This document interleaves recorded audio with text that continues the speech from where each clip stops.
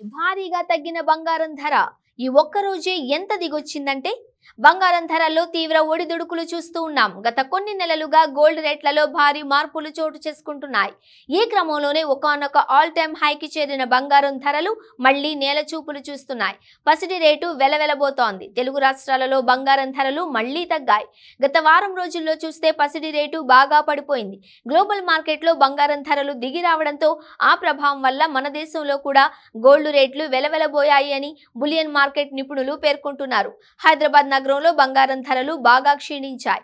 June 8న బంగారం ధర 1900 మేర పతనమైంది. ఒక్క రోజులోనే ఈ రేంజ్ లో డౌన్ కావడంతో ఈ రేట్లు చూసి జనం బాగా అట్రాక్ట్ అవుతున్నారు.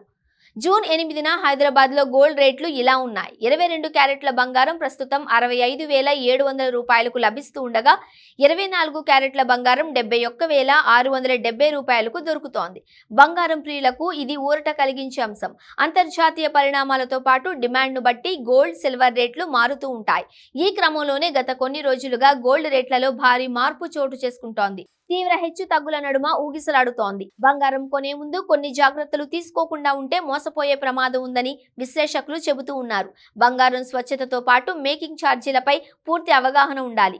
మేకింగ్ ఛార్జీల పేరుతో కూడా మోసం జరిగే అవకాశాలు ఉన్నాయని గమనించాల్సింది. అయితే ఈ ఏడాది బంగారం, వెండి ధరల్లో ఊహించని మార్పు చోటు చేసుకుంటుందని ఆర్థిక నిపుణులు అంచనా వేస్తున్నారు.